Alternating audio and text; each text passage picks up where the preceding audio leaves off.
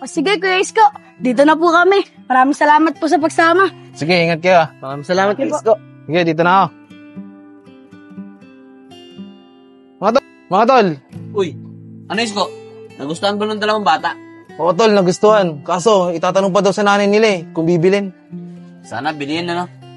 Para makatulong kay Kevin sa panggastos niya. Wala rin pera yun, eh. Kaya nga. Kuya Enchong, sayang ano? Kala ko si Kuya Kevin yung killer. Pero wala namang cross yung Singsing eh. Oo nga, Vince sayang. Pero eto lang sinisigurado ko sa'yo, Vince. Isa lang sa kanilang magkakaibigan ang pumatay doon sa lalaki sa may apartment. Kaya nga, Kuya Enchong eh. Kaya mo na, mahuli din natin yung killer. O sige, tara na. Tara.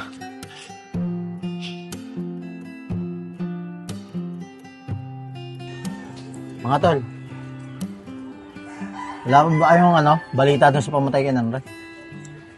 Wala pa nga, tol, eh. Pero, ang linis ng pagkakatira nun. Parang kapares din ang ginagawa natin dati. Wala man lang siyang iniwang ebidensya. Kaya nga eh. Kung hindi nga lang tayo magkakasama, ang isipin ko, isa sa inyo ang gumawa nun.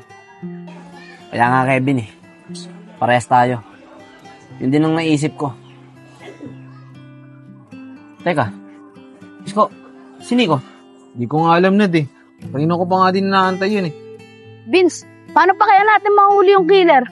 Alam naman natin isa sa magkakaibigan yung killer. Pero hindi naman natin pwede isumbong sila lahat Kaya nga, Kuya Enchong eh. Pero hayaan mo, mag-iisip pa ako ng ibang paraan para mahuli na natin yung killer na yan. Tama yan, Vince.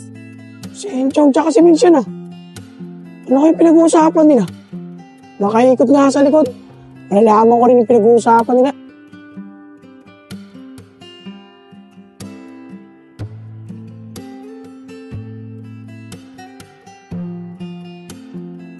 Basta, Kuya Enchong, ang palatandaan natin sa may pumatay, nung kapa na suot ni Kuya Nico tsaka ni Kuya Isko.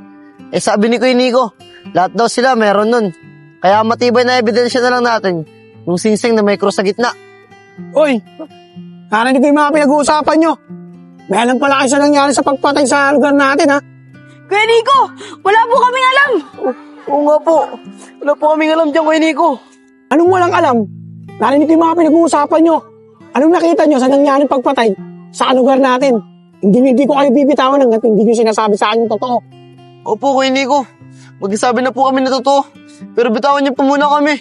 O sige, bibitawan ko kayo. Pero pangako nyo sa akin, magsasabi kayo ng totoo. Opo, Kuya Nico. Magsasabi po kami na totoo. Opo, Kuya Nico, magsasabi kami ng totoo. O sige, sabihin nyo na sa akin kung anong nakita nyo. Kuya Nico, ganito po kasi yan. Ano po? Uy! Kuya Kevin! Si Kevin? Wala naman si Kevin, Kuya Enchong, takbo! Hoy! Saan kayo pumunta? Naisaan ako naman ngayon, Kala nyo makakatakas kayo sa akin?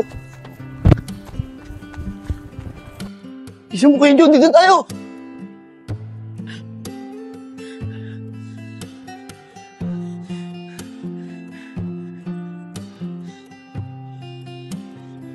Kuya Enchong, hindi ka na tayo dun, Kaya nga Delikado na tayo. Alam na ni Kuya Nico na may alam tayo. Kailangan na natin makauwi sa bahay. Sigurado ako, hahantingin tayo yun. Tara, di tayo duman. O sige, tara.